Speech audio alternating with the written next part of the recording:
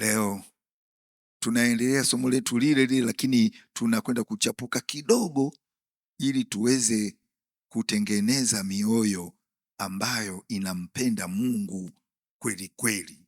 Kwa hiyo kichwa cha ujumbe wa leo ni roho ya kicho, roho ya kicho au hofu ya Mungu, roho ya kicho au hofu ya Mungu, lakini hasa ni roho ya kicho.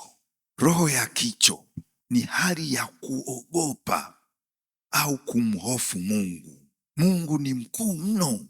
Yeye ndiye aliyeumba vyote. Ameumba mbingu na nchi na vyote vilivyomo, vinavyoonekana na visivyoonekana, vilivyo mbinguni na chini ya ardhi. Vilivyo duniani na chini ya ardhi. Ina maana vinavyoonekana na visivyoonekana, vyote vimeumbwa na Mungu. Hakuna kilichoumbika ambacho hakikuumbwa na Mungu. Sisi wanadamu ni kazi ya mikono yake. Bwana Yesu asifiwe. Kwa hiyo maisha yetu yote yako kwenye mamlaka yake yote.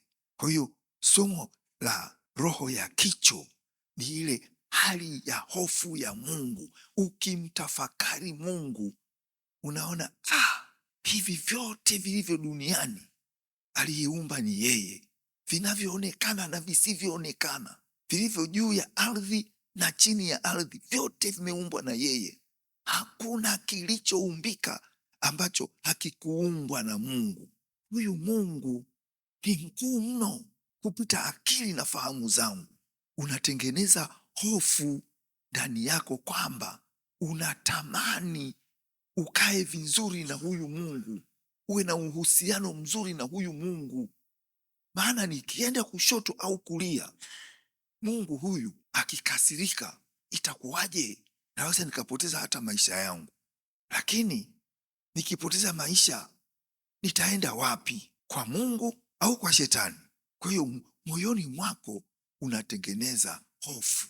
Sasa ile hofu ile ndio tunasema hiyo hofu ya Mungu. Kwa hiyo ukimtafakari Mungu unasikia kutetemeka kwamba niishi maisha ya namna gani ili nisimchukize huyu Mungu. Maana nikimchukiza huyu Mungu, nikienda kinyume, ataniadhibu. Akiniadhibu na kwenda kushtaki wapi? Hiyo ndio roho ya kicho. Bwana Yesu asifiwe. Ni kumcha Mungu, ni hali ya kuogopa au kumhofu Mungu. Mcha Mungu ni yule mtu aliyejimimina mbele za Mungu. Mtu huyo ni mchaji wa Mungu. Bwana Yesu asifiwe. Ni hali ya kumwishia Mungu, kumtii Mungu. Ni roho iliyojikana nafsi, yaani ni roho ambayo hutizami maisha yako, wakati wote unamtazama Mungu, kwamba nienende namna gani nisije nikaenda kushoto wala kulia. Huyu Mungu anaweza akaniadhibu. Niishi namna gani? Kila wakati wewe una hofu ya Mungu kwamba nisije kuwa namkosea kwa sababu sijui. Kwa hiyo moyoni mwako unakuwa umejaa hofu ya Mungu. Huko ndio kumcha Mungu. Bwana Yesu asifiwe. Hiyo ndio roho ya kicho, na Mungu anapendezwa sana na hao watu wenye roho ya kicho. Kila wakati naenda kazini, sawa, lakini bila Mungu siwezi kufanya kazi yangu vizuri. Huyu Mungu ataniacha. Akiniacha naweza kuwa nafanya kazi na kosea, nitafukuzwa. Ngoja kwanza niombe, kwanza nifike muda sahihi. Kwa hiyo unaanza kuomba, Baba, katika jina la Yesu naenda kazini sasa, najisalimisha kwenye uwepo wako. Baba, naomba uniwezeshe nifike kazini kwangu muda mwafaka, na kwenda kinyume na kila hila za shetani. Unaanza kuomba pale, unaomba za kunichelewesha. Kila wakati wewe kimbilio lako ni Mungu tu. Ukifika kabla hujaanza kazi, unainama kwanza na kushukuru Mungu, nimefika muda huu, ni wewe umeniwezesha Baba. Baba, naanza kazi, naomba unijaze ule moyo wa umakini, ili nifanye kazi yangu kwa umakini, nisiharibu mahali popote. Peke yangu mimi siwezi, wewe ndio wa kuniwezesha. Penye ugumu achilia wepesi, pale ambako hakuna njia nitengenezee njia.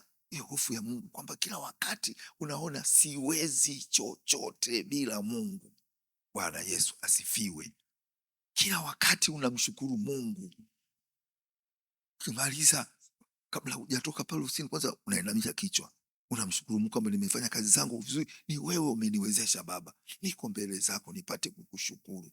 Mungu anasema huyu ananijua, huyu ananionea hofu mimi.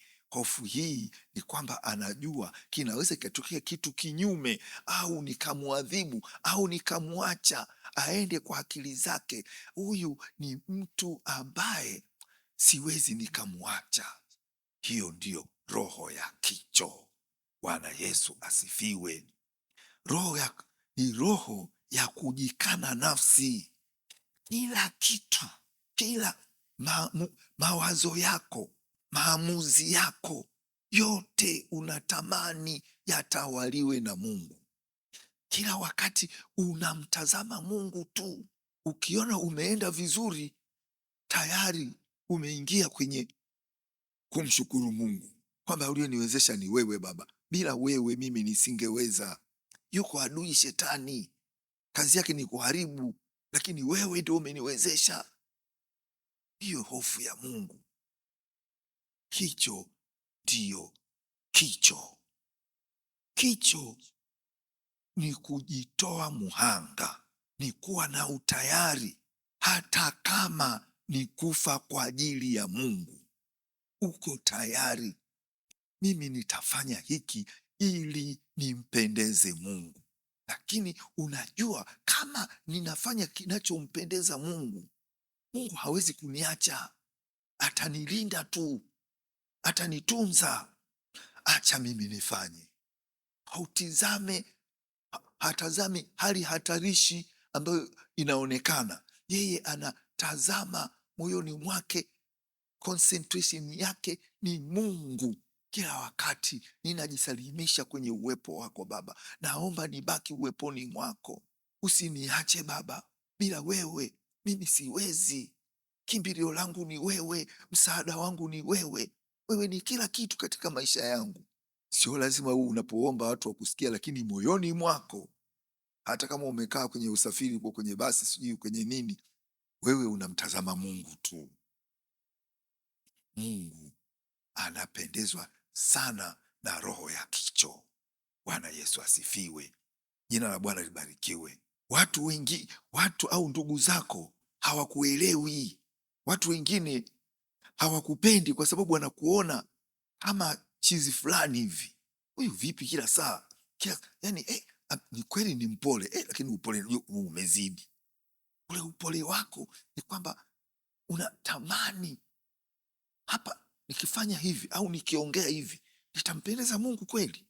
Hapana, yeye mpendezi. Ngoja ni nyamaze, au ngoja nitafute maneno ya hekima ya kuongea ili nisiwaudhi hata wanadamu wenzangu, nisiwaumize wanadamu wenzangu. Nisemeje? Hata kama ulikuwa useme, unanyamaza kwanza, upange maneno yako, uyapangilie. Roho ya kicho inampendeza sana Mungu. Watu hawakuelewi. Ule upendo wako kwa Mungu umefika kwenye levo sasa, ni kwamba wakati wote hata unachosema kinampendeza Mungu. Lakini Mungu anaona kila kitu, anasikia kila ninachokitamka, matendo yangu anayaona. Sasa hapa nisemeje ili nisimuumize huyu nitaka kuongea naye? Niongee maneno, nataka nimuonye huyu, lakini maneno yangu lazima niyapangilie nisimuumize. Lakini aelewe, ili kusudi aweze kuenenda kwenye njia sahihi. Unatamani na wenzako wote nao waenende kwenye yaliyo mapenzi ya Mungu. Bwana Yesu asifiwe. Jina la Bwana libarikiwe. Roho ya kicho ni kitu ni tabia inayompendeza sana Mungu. Watu kama hao Mungu pole pole anawapeleka viwango vingine, lakini kwenye roho ya kicho kuna maumivu, kwa sababu wewe hutazami maumivu, unamtazama Mungu tu. Halafu huku ukiamini moyoni mwako kwamba hiki ninachofanya, yes, kuna maumivu, lakini hiki ninachofanya kinampendeza Mungu, acha nifanye tu. Kuna maumivu ya kimwili, lakini kuna maumivu ya muda, wakati unaofaa na wakati usiofaa. Wewe uko tayari. Kuna kitu kizuri unakiacha kukifanya kwa sababu ufanye kile kinachompendeza Mungu. Wewe unakuwa kipenzi cha Mungu. Mungu anakupenda, anakujali. Mungu anakufatilizia kila uendako, kila mawazo yako anaanza kuyatawala, fikra zako, maamuzi yako, maneno ya kinywa chako, matendo yako, mwenendo wako wote. Mungu anahakikisha. Na jamani, Mungu ni wa majaribu. Mungu ni wa majaribu. Kwa hiyo unapokutana na majaribu wakati wewe una roho ya kicho, usifikiri Mungu hakupendi. Hebu weka nani ile Ufunuo 3:19. Ufunuo 3:19 ili kusudi tuweze kuona Mungu. Watu hatujui, tunafikiri kwamba tunapopitia unapokuwa na roho ya kicho basi yani hakuna matatizo au hakuna ugumu. No. 3:19 Ufunuo 19. Wote ni wapendao mimi na wakemea na kuwarudi, basi uwe na bidii ukatubu. Kumbe anakupenda, anakukemea. Ni kama mzazi anavyomkemea mtoto wake. Lakini kuwarudi na waadhibu. Kuwarudi maana yake kuadhibu. Na waadhibu, basi uwe na bidii ukatubu. Sasa sio kama hakupendi, haikuhakikishii kwamba hutapitia changamoto.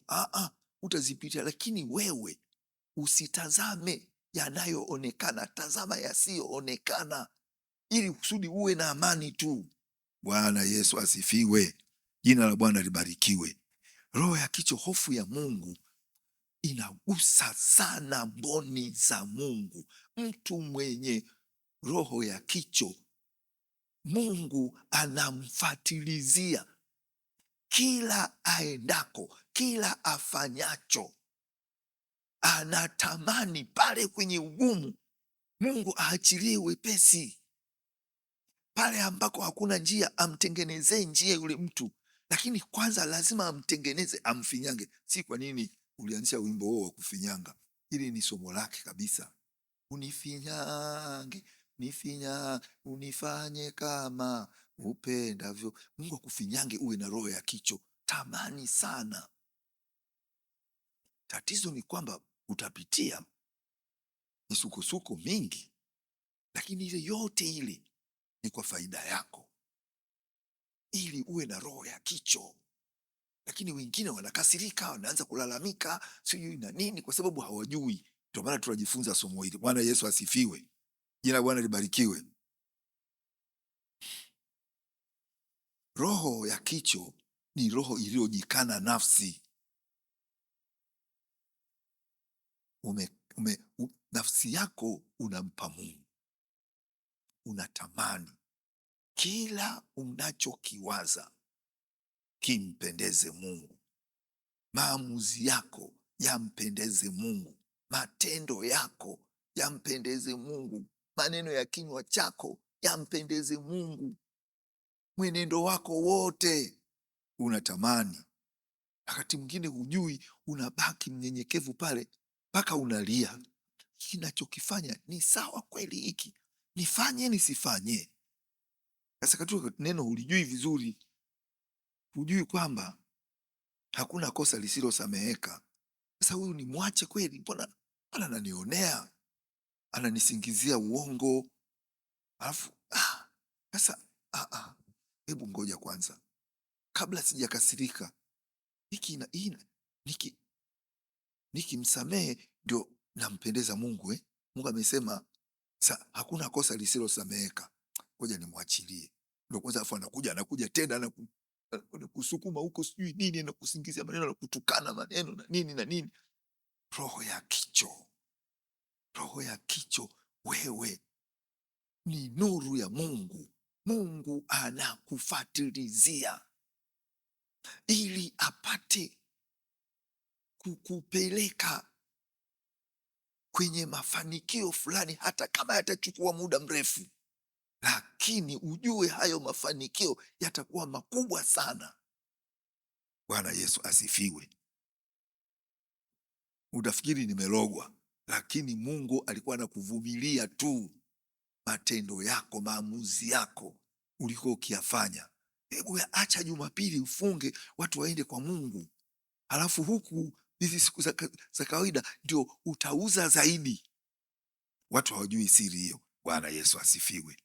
Jina la Bwana libarikiwe. Ni kutaharakishwa kufanya kitu kwa ajili ya Mungu. Moyoni unataharakishwa kufanya kitu kwa ajili ya Mungu saa na siku zote. Cha kwanza kabisa, wewe ni Mungu. Hutizami mengine ya kimwili au maisha yako. Ni jambo hapa, nifanye nini? Aliimba utufinyange, nifanye nini ili Mungu apate nafasi ya kwanza? Nifanyeje hapa? Haya maagizo yaliyotoka haya, nifanyeje? Nitafukuzwa kazi, lakini mimi nitaenda kanisani. Nikifukuzwa, Mungu anajua. Najua Mungu atafanya jambo jipya. Mimi siendi, naenda kanisani. Sasa kawaida ya Mungu jamani, anachelewa kwa makusudi, aone kama utakata tamaa. Alafu Jumatatu unaenda kule, unafukuzwa kazi. Sasa mtazame Mungu, utakwenda kupata kazi mahali pengine, mshahara mkubwa zaidi. Sasa haiji tatizo lake, unapanda, na ukipanda huwezi kuvuna kesho. Wewe jitoe tu, wewe jinyime, jidhabihu, utamuona Mungu. Bwana Yesu asifiwe. Jina la Bwana libarikiwe. Roho ya kicho humtanguliza Mungu kwanza. Kumbukumbu ya Torati 6 mstari wa 1 na wa 2. Kumbukumbu ya Torati sura ya 6 mstari wa 1 na wa 2. Sura ya 6. Na hii ndiyo sheria na amri na hukumu alizoziamuru Bwana Mungu wenu, mfundishwe mpate kuzitenda katika nchi ile mnayoivukia kuimiliki. Bwana Yesu asifiwe. Hii ndiyo sheria na amri na hukumu. Sikiliza, hii ni sheria na ni amri, ina hukumu hii ambayo Mungu ameamuru. Ndio mstari wa 2, upate kumcha Mungu, kumcha Bwana Mungu wako, kushika amri zake zote na sheria zake ninazokuamuru wewe na mwanao na mwana wa mwanao siku zote za maisha yako, tena siku zako ziongezwe. Bwana Yesu asifiwe. Jamani, Mungu alisema upate kumcha Mungu, uwe na hofu ya Mungu, alafu kushika amri zake zote na sheria zake ninazokuamuru wewe na wanao na wana wa wanao siku zote za maisha yako. Ina maana kama wewe sio watoto wako tu na wajukuu zako, uwafundishe waweze kumpa nafasi ya kwanza Mungu wakati wote. Bwana Yesu asifiwe. Ina maana hapa kuna neno fulani hapa, kumcha Bwana Mungu, kushika amri zake zote na sheria zake ninazokuamuru. Uzitafute hizi sheria, tafuta amri zake na sheria zake, uzitafute uzijue, ili uweze kutii. Bwana Yesu asifiwe. Ndio maana Biblia inasema Mathayo 6:33, tafuteni kwanza ufalme wake na haki yake. Tafuteni kwanza ufalme wake na haki yake. Haki maanake uhusiano mzuri na Mungu. Mtafute kila unacho, maamuzi yako, matendo yako, maneno ya kinywa chako, hakikisha yanampendeza Mungu, ili utengeneze uhusiano mzuri na haki yake, na hayo yote mtazidishiwa. Ufalme wa Mungu ni kitu muhimu sana. Mungu atawale. Sasa anapotawala, ni kimojawapo ni kutii, ni kuwa na hofu ya Mungu, kwamba unajiuliza, hapa nikatae au nitii? Hii haimpendezi Mungu bwana, hii hapana, hii haimpendezi Mungu, hapana, mimi sifai. Naambia Bwana, ambaye amekataa atakufa. Sasa mimi niko tayari hata kufa, lakini sitaki, sifanyi. Mungu si yupo? Amesema yuko pamoja nami kokote niendapo. Mimi sifanyi hii. Mungu atanilinda, au ndio mwisho wangu wa maisha basi. Bwana Yesu asifiwe. Haya, twende Matendo ya Mitume sura ya 1 mstari wa 3. Matendo ya Mitume sura ya 1 mstari wa 3, anasema wale aliowadhihirishia nafsi yake kwa dalili nyingi baada ya kuteswa kwake, ya kwamba yu hai, akiwatokea muda wa siku 40 na kuyanena mambo yaliyohusu ufalme wa Mungu.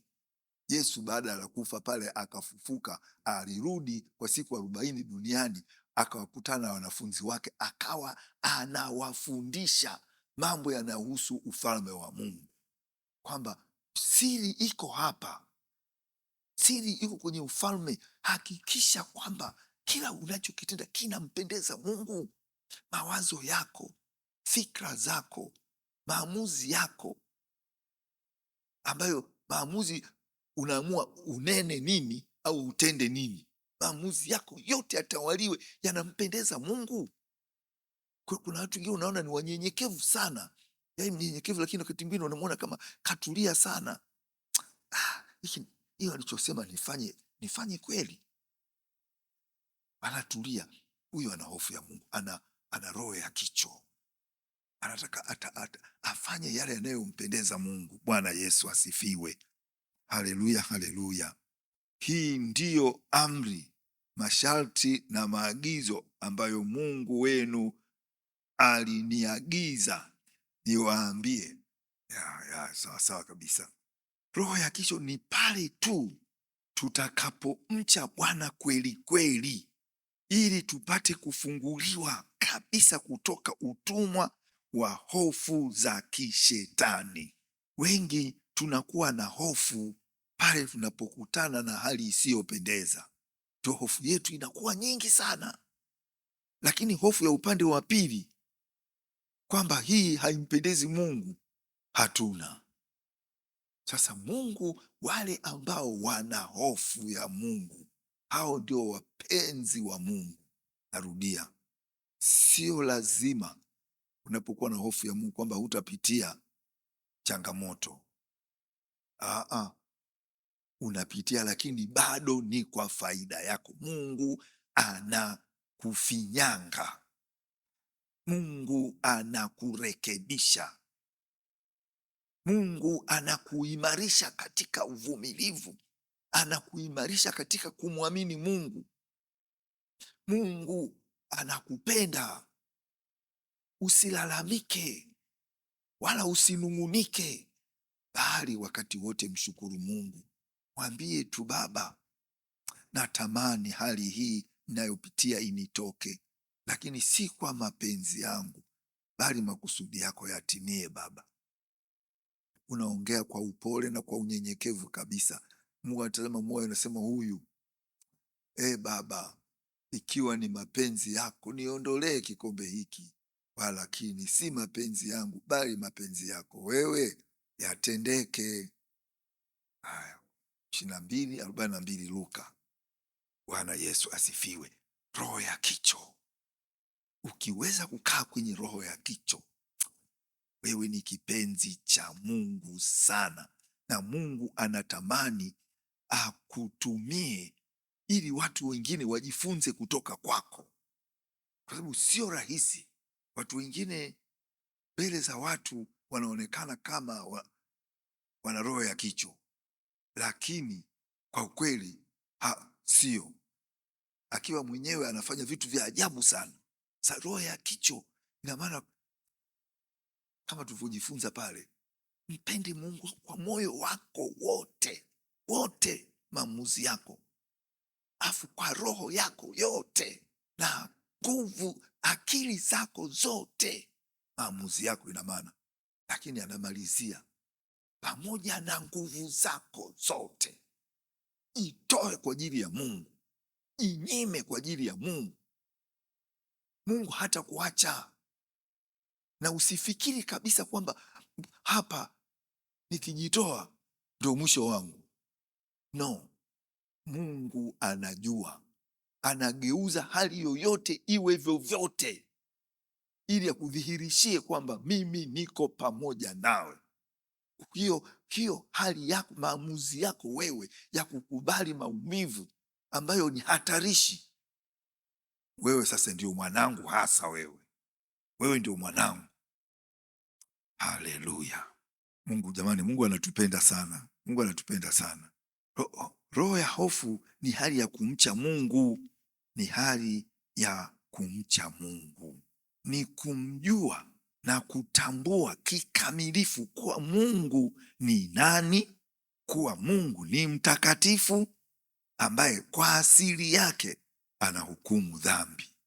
Umjue Mungu ni nani, utengeneze moyoni mwako, ujue Mungu ni nani. Lakini Mungu unamhitaji, wote tunamhitaji Mungu, lakini ujue ni Mungu wa hukumu. Unapokwenda kinyume anakuhukumu. Sasa hiyo kuhukumu, hiyo ndio inakufanya uanze kujenga roho ya kicho, moyo wa hofu ya Mungu. Kabla hujasema, kabla hujatenda, unajiuliza, hiki ninachotenda kinampendeza Mungu kweli? Mbona sina hakika, bora nisifanye hisi. Sina hakika kama hiki. No, sifanye. Ufike level hiyo.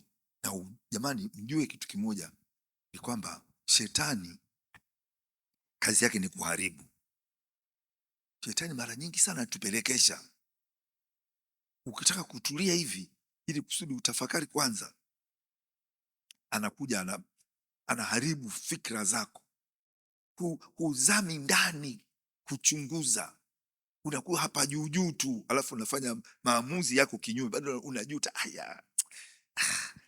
kwa nini sikukumbuka? Kwa nini? Lakini Mungu anaachilia majaribu, anakujaribu ili akuimarishe katika roho ya kicho. Anataka kupeleka kwenye roho ya kicho. Kwanza kupeleka hivi, atakuja mtu anakuambia hivi, anakuambia hivi, huyu anakuambia hivi. Unataka kumibia mteja kwenye biashara yako, unasema washamba sana, hawezi kujua wewe, usizubae bwana. Mbona mtu anafanya hivyo hapa? Na kawa nafikiria hapana, mimi sifanyi bwana, mimi sifanyi. Hiyo roho ya kicho inaumbika na kuimarika ndani yako. Unakuwa wewe ni mtu fulani, watu wanakushangaa. Na kawaida unapitia maumivu kama nilivyosema.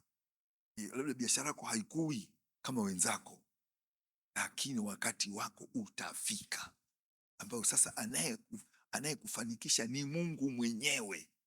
Bwana Yesu asifiwe. Kumbukumbu la Torati 8:18. Kumbukumbu la Torati 8:18. Jamani, muujiza mkubwa uko kwenye neno la Mungu. Miujiza hii mingine ipo kweli, miujiza, lakini usikae kwenye miujiza ukamsahau Mungu. Unahitaji neno la Mungu. Miujiza mikubwa sana iko kwenye neno la Mungu. Hebu sikiliza hii. Bali utamkumbuka Bwana Mungu wako, maana ndiye akupae nguvu za kupata utajiri. Kumbe utajiri ambao ni wa kudumu unatoka kwa Mungu. Mungu anakupa nguvu za kupata utajiri ili alifanye imara agano lake alilowapa baba zako kama hivi leo. Kumbe wewe unategemea nguvu zako. Kama umtegemei Mungu, wewe bila kujijua unafikiri unatumia ujanja wako, lakini actually unamtumia shetani. Kuna falme hizi mbili tu, falme wa Mungu na wa shetani. Kama hauko na Mungu, wewe unafikiri mimi lakini siko kwa shetani. Kama sio Mungu uko kwa shetani. Sasa tazama mstari wa 19. Mstari wa 19 tazama anavyosema Mungu. Lakini itakuwa kama ukimsahau Mungu wako. Huyu Bwana na Mungu wako. Bwana maana yake nini? Bwana maana yake anakutawala. Haleluya. Ukimsahau Bwana Mungu wako, huyu ni Bwana, huyu ni mfalme wako, na kuiandama miungu mingine. Anasema mzungumzie shetani sasa. Kama hauko na Mungu, wewe hujui, lakini actually unaendeshwa na shetani. Sasa anasema hivi, lakini itakuwa kama ukimsahau Bwana Mungu wako na kuiandama miungu mingine na kuitumikia na kuiabudu, na washuhudia leo ya kuwa mtaangamia bila shaka. Yaani lazima atakuangamiza. Mungu atakuangamiza. Kwa hiyo tafuta huyu Mungu. Unamwachaje wewe? Kama yote haya anakuambia ukweli hapa, wewe unamwachaje Mungu? Ni muhimu sana. Yeye ndio anayetupa utajiri, yeye ndio anayetupa utele. Utele wa amani ni Mungu, utele wa furaha ni Mungu, utele wa mawazo ni Mungu. Kila kitu ndiye akupae utajiri. Utajiri ni utele. Sasa unamwachaje huyu Mungu? Tengeneza moyo wako ili utambue kwamba bila huyu, kama sio Mungu, ina maana basi nitakuwa chini ya ufalme wa shetani. No. Hata kama ni kwa maumivu, nakataa kukaa chini ya shetani. Mungu ndio anavyotaka hivyo. Bwana Yesu asifiwe. Jina la Bwana libarikiwe. Haleluya, haleluya. Sasa watu wengi hawajui. Wewe unafuata miujiza, sawa. Miujiza ni kudhihirisha kwamba Mungu yupo, anawatumia watu wake waliomkiri Yesu kutenda. Lakini usikae kwenye miujiza tu. Na kuambia utateseka wewe, hata kama umeokoka utateseka. Ukifanikiwa, mafanikio yako hayana amani. Bwana Yesu asifiwe. Karibu na Mungu wakati wote.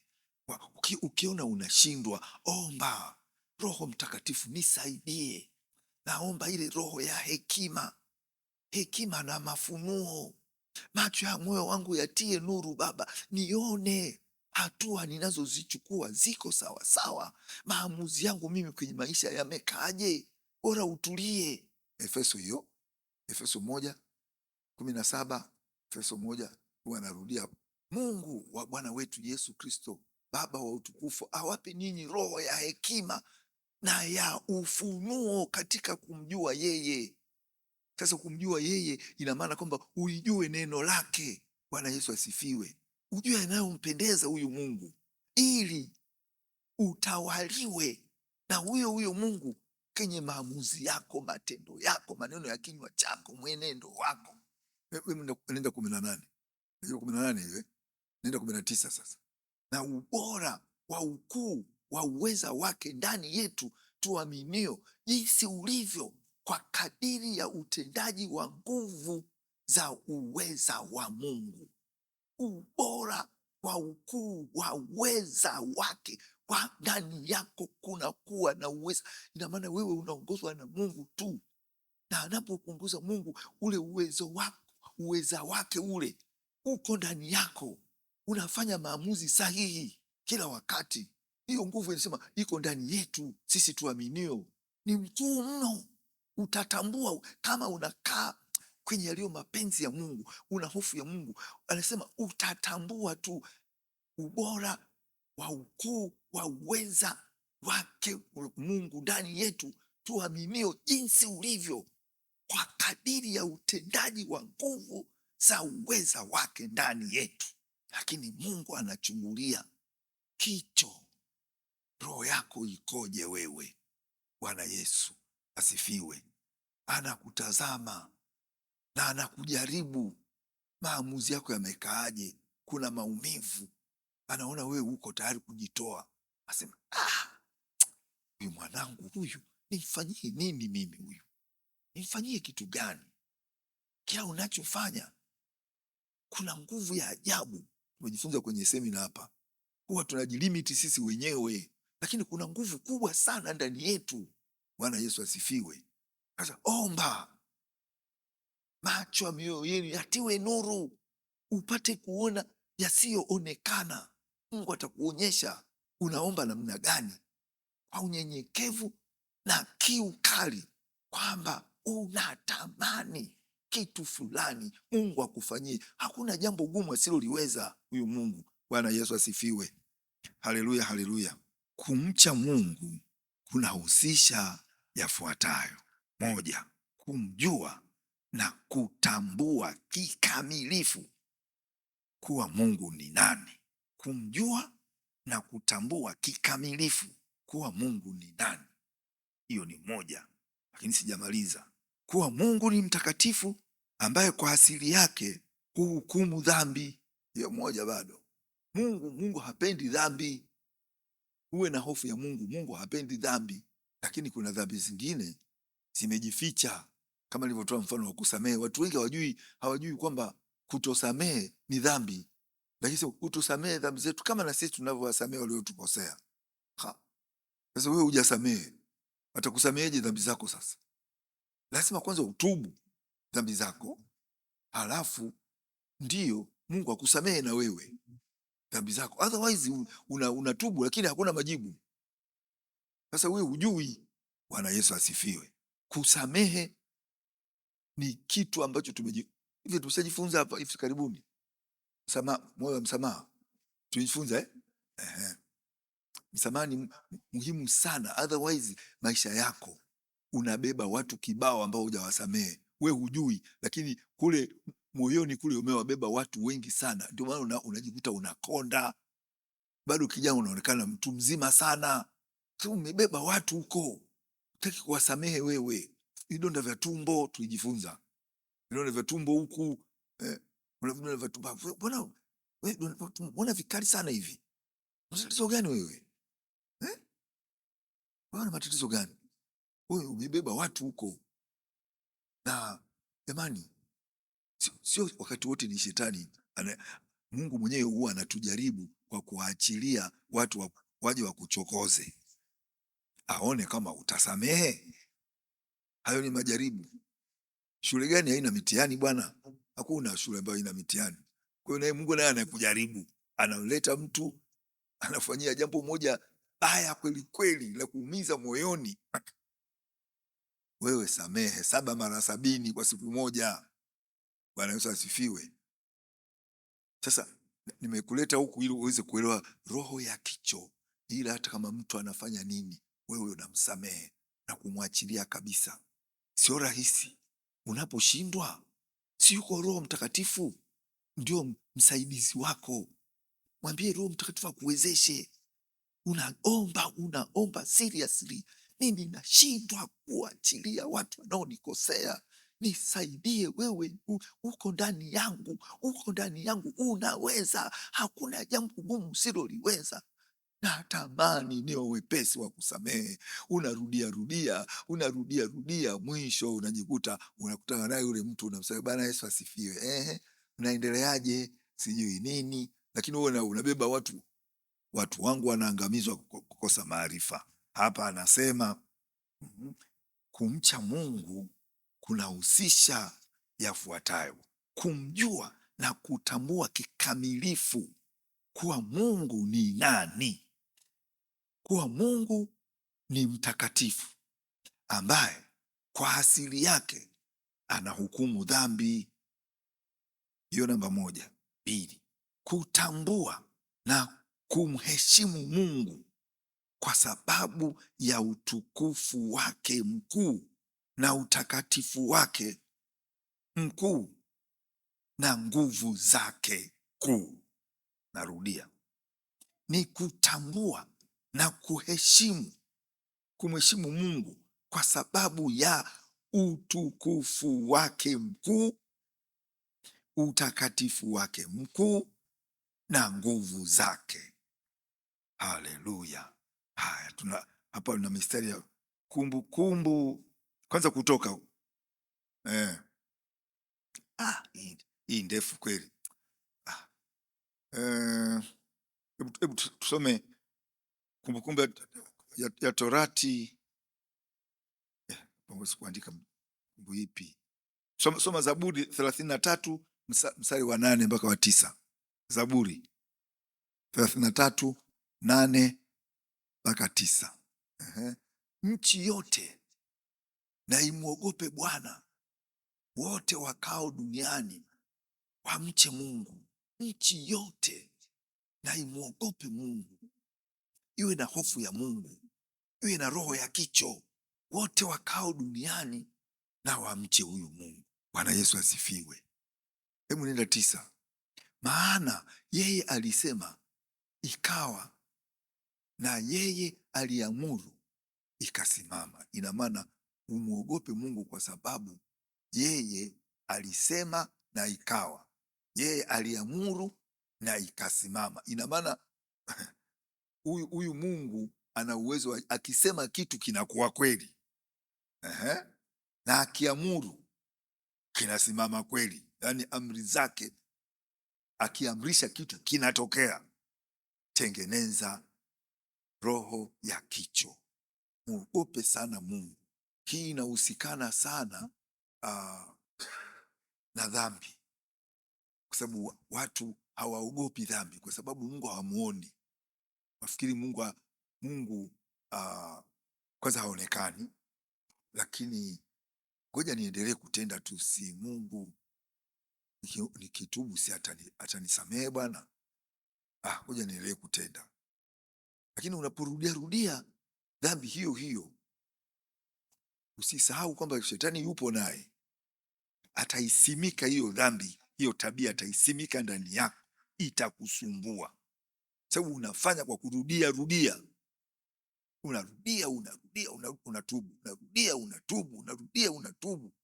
Sio unarudia kwa sababu zoea, sasa hata unasahau hata kutubu, alafu inaumbika ndani yako, inakuwa ni tabia ambayo inakwenda kukutesa. Bwana Yesu asifiwe. Jina la Bwana libarikiwe. Twende namba 3. Hofu ya kweli husababisha waumini kuweka imani zao na tumaini zao katika yeye. Hofu ya kweli husababisha waumini kuweka imani zao na tumaini lao katika yeye, yani katika Mungu. Imani zao na tumaini zao, ina maana imani zao, tegemeo zao, halafu na tumaini zao. Ina maana kwamba jamani, Mungu, ukiwa na hofu ya Mungu, anachosema hapa, ukiwa na hofu ya Mungu ina maana kwamba wewe wakati wote tegemeo lako ni Mungu. Imani yako iko kwa Mungu kwa sababu una hofu ya Mungu, unajua uko kwenye uwepo wa Mungu wakati wote. Sasa kwa hiyo inakuwa tegemeo lako ni Mungu, imani yako ni Mungu, tegemeo lako ni Mungu, halafu tumaini. Jamani, tazameni hiyo jinsi inavyotiririka. Kwanza imani yako iko kwa Mungu, lakini hiyo imani haitayumba kwa sababu wewe unamtegemea Mungu. Sinanielewa hapo jamani? Unamtegemea Mungu, halafu hata kama haitokei, wewe tumaini lako sasa, unatumaini atafanya tu. Tumaini lako ni huyo huyo Mungu. Bwana Yesu asifiwe. Lakini chanzo chake ni nini? Roho ya kicho. Roho ya kicho inakufanya umwamini Mungu kwamba hiki kinachoonekana sio, hakiji kunimaliza. Hapana, mimi namtumainia Mungu, ninamwamini Mungu wangu, alichoahidi Mungu atafanya tu kwa wakati wake. Unaenda mbele zaidi, unategemea atafanya tu, hakuna dalili, lakini unatumaini atafanya. Kwa hiyo anakujenga katika kumwamini huyu Mungu na kusubiri. Unatengeneza saburi. Sasa utasubiri kwa matumaini ya uhakika kwamba Mungu atajibu tu. Haleluya! Roho ya kicho, mtu mwenye hofu ya Mungu. Tusome Kutoka 14 mstari wa 31. Kutoka 14:31. Israeli akaiona ile kazi kubwa aliyofanya Bwana juu ya Wamisri, ndipo hao watu wakamcha Mungu. Yaani Mungu wa ajabu kabisa. Misiba ilitokea, kila nyumba kuna msiba, kila nyumba kuna msiba, kasoro wale wa Israeli ndio wakafunga safari kuondoka. Israeli ikaiona ile kazi kubwa aliyoifanya Bwana juu ya Wamisri, ndipo hao watu wakamcha Mungu, wakamwamini Bwana na Musa mtumishi wake, wakamcha Mungu, wakasema huyu ni Mungu kabisa. Imekuwaje wale Misri wametuachilia sisi tuondoke utumwani? Huyu ni Mungu. Wakaanza kumcha Mungu. Sasa ujiulize wewe, Mungu amekufanyia mambo mangapi, lakini bado moyoni mwako unamchukulia poa tu Mungu, unamchukulia poa. Lakini wenzetu hawa waliona hii sio nguvu ya kibinadamu hii, huyu ni Mungu kabisa, ni Mungu kabisa huyu. Mstari mwingine unao hapa mwingine, Zaburi 115 mstari wa 11. 115 mstari wa 11. Zaburi 115 mstari wa 11. Enyi mchao Bwana, mtumaini Bwana, yeye ni msaada wao na ngao yao. Ukimtumainia Bwana, Bwana atakuwa ni msaada wako na ngao yako. Ngao ni nini? Ngao ni chombo kama ungo vile, kwamba mtu akitupa jiwe anakutana na lile jiwe, ule ungo ule wa chuma ambao ile jiwe haliwezi kukuta wewe. Ile ni ngao yako. Mungu atakuwa ni ngao yako. Linakuja mawe, yanakuja kweli, lakini hayakupati. Ni msaada wao na ngao yao. Ina maana shetani atakutafuta sana, lakini hawezi kukudhuru, kwa sababu kuna neno lingine linasema na ni ngome yetu. Mungu anayotengenezea ngome kama waliokwenda Israeli. Gaspar walikwenda Israeli. Ngome manake, tunaona ukuta ule umeenda mpaka kule mwisho. Hapo umekata. Sasa ile likuta lipana hivyo, limezunguka sehemu kubwa sana. Hakuna mtu anaweza kaingia hapo. Alafu sio mfupi kama hivi, nimekwenda mpaka juu kule. Upande kule juu utavuka vipi? Ni ngome yako. Bwana Yesu asifiwe. Haleluya, haleluya. 4, roho ya kicho kunahusisha kutambua kuwa yeye ndiye Mungu aliye na hasira na dhambi, anao uwezo wa kuadhibu wale wanaovunja sheria zake kwa wakati huu na hata umilele. Nirudie. Roho ya hofu inahusisha kutambua kuwa yeye ndiye Mungu aliye na hasira na dhambi, na anao uwezo wa kuadhibu wale wanaovunja sheria zake za haki kwa wakati huu na hata umilele. Bwana Yesu asifiwe. Sasa ina maana kwamba ukijua hivyo, ukitafakari, unajaribu sana sana kuacha dhambi. Sasa inawezekana sio rahisi kuacha dhambi. Sasa ukifanya dhambi unaumia, na kwenda kinyume na mapenzi ya Mungu. Unatafuta mahali utubu kwanza, unakwenda mahali fulani, unapiga magoti, unatubu. Kama uko kwenye usafiri, unatamani ufike mahali ambako kuna upweke fulani hivi ili uweze kutubu, lakini unaweza ukainamisha kichwa hivi, mtu anakuona kama unasinzia wewe mwenyewe, kumbe unatubu. Umetenda dhambi, bado umedanganya. Fumo unafanya hapa, nimedanganya. Lazima nitubu, siwezi kukaa na hii dhambi. Roho ya kichwa hiyo, unasumbuka, unahangaika. Bwana Yesu asifiwe. Kwa hiyo roho ya kichwa inakutengeneza, inakufinyanga, unakuwa mtu tofauti, lakini lazima wewe mwenyewe ndio uanzishe. Alafu kwenye maombi endelea kuomba. Imewapasa kuomba bila kuchoka wala kukata tamaa. Luka 18:1. Imewapasa. Sasa hapo ndio unatengeneza ili uichukire ile dhambi. Akawaambia mfano ya kwamba imewapasa ili msamehewe, ili mwache. Imewapasa kumwomba Mungu siku zote, wala msikate tamaa. Unavyozidi kutubu, unatengeneza ile nguvu ya kuishinda ile dhambi. Wewe rudi tena. Unaona kama haitoshi, unarudi tena. Sitaki kurudia tena katika jina la Yesu. Unatamka pale, naambia Roho Mtakatifu, nisaidie. Pale ambako kuna ugumu, achilia wepesi. Sitaki kurudia dhambi hii tena. Onyesha seriousness. Haleluya. Zaburi 76:7-8.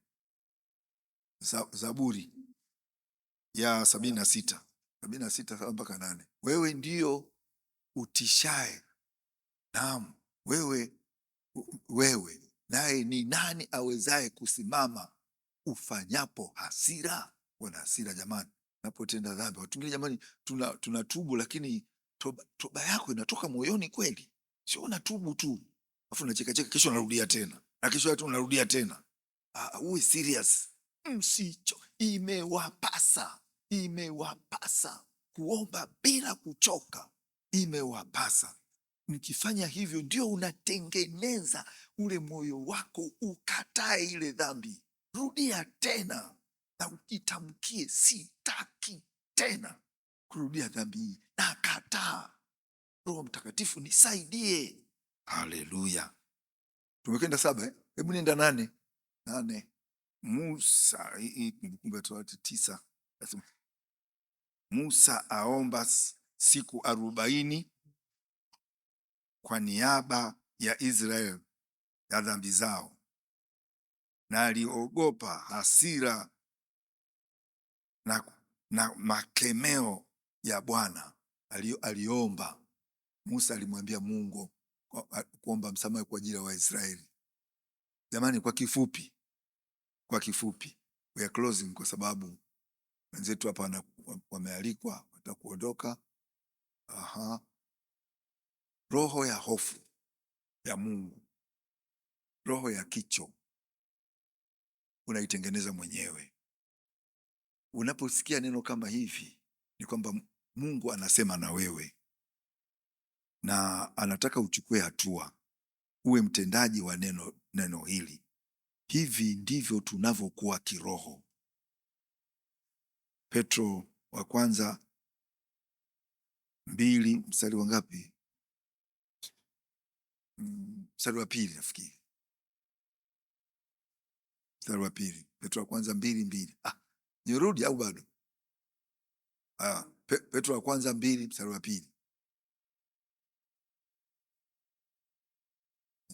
Kama watoto wachanga waliozaliwa sasa, yatamanini maziwa ya akili. Maziwa ya akili ni nini? Neno la Mungu. Haya ndio maziwa ya akili. Yatamanini maziwa ya akili yasiyogoshiwa, yaani neno la Mungu linatoka kwenye kinywa cha Mungu, Biblia, ili kwa hayo mpate kuukulia wokovu wenu. Unapookoka unafanyika kuwa mtoto wa Mungu. Mtoto hawezi kurithi. mali za wazazi wake. Lazima amweke msimamizi, anakuwepo msimamizi, sababu ni mtoto, maamuzi yake ni ya kitoto, hayana hekima. Sasa anasema hivi, basi kama watoto wachanga waliozaliwa sasa yatamanini maziwa, kama mtoto analia kutamani maziwa, anyonye maziwa mamake, anataka anyonye, analia, na nyinyi tamanini maziwa ya akili ambayo ni halisia, au ni Biblia, ili kwa hayo mpate kuukulia wokovu wenu. Haya mambo tunajifunza haya, tunakuwa kiroho sasa. Unatengeneza kule moyoni mwako kule, unatengeneza hali fulani ya kutamani niwe na roho ya kicho. Inakufanya maamuzi yako yananyooka, yanakaa kwenye mapenzi ya Mungu. Kila unachokisema, kila unachoamua kukifanya, unachokisema, mwenendo wako, mawazo yako, wakati wote yanakaa sawa sawa na liyo mapenzi ya Mungu. Bwana Yesu asifiwe. Jina la Bwana libarikiwe. Usiende kwa akili zako tena. Neno hili limekuja ili kukutengeneza wewe, fikra zako uzifanye upya. Warumi 12 mstari wa 2 tunafunga. Warumi 12 mstari wa 2. Wala msifuatishe namna ya dunia, msiishi kama sawasawa na wale watu ambao hawajaokoka, bali mgeuzwe na kufanywa upya nia zenu. Mtakapofanya upya nia zenu, mpate kujua hakika yaliyo mapenzi ya Mungu, ambayo ni mema, ya kumpendeza na ni makamilifu. Kumbe usiishi kama wale watu ambao hawajaokoka, na wengine wameokoka lakini hawana neno. Usiishi hivyo. Hakikisha kwamba neno la Mungu likugeuze, ikufanywe upya nia zako, maamuzi yako, maneno yako, ili upate, utakapofanya hivyo, utakutana na nguvu za Mungu ambazo zitakufanya upate kujua hakika mapenzi ya Mungu yalivyo kwenye wokovu, ambayo ni mema, ya kupendeza, tena ni makamilifu kweli kweli. Usidharau mafundisho kama haya. Haya yanakugeuza na kukufanya mtu mpya, na hapo ndipo unaenda kukutana na upendo wa Mungu. Sasa Mungu anahangaika sana na wewe, anakupigania, anakutetea, anakulinda, anakutunza. Anasema na wewe ukisema, Baba, macho ya moyo wangu yatie nuru, niweze kuona nienende namna gani hapa. Neno la Mungu jamani, neno la Mungu ni taa za miguu yetu. Sasa sio miguu, ni taa ya nia zetu, ya mawazo yetu. Tumefungwa sisi, neno linatufungua ili tuwaze kuona. Kama njiani uone hapa kuna shimo, usikanyage, uruke. Kuna jiwe hapa, nitajikwaa, ngoja niende nipite huku, ngoja nipite huku. Neno la Mungu ndio la kuongoza. Sasa leo tunajifunza habari ya kicho. Roho ya kicho inakuongoza sasa. Chukua hatua, uwe mtendaji wa neno, usiwe msikiaji tu. Hiyo ni Yakobo 1:22. Unajua tu hawaelewi. Yakobo 1:22. Msiwe sikiaji tu, bali muwe watendaji wa neno. Lakini iweni watendaji wa neno, wala sio wasikiaji tu, hali mkijidanganya nafsi zenu. Umejifunza hapa. Je, wewe ni mtendaji wa neno hili?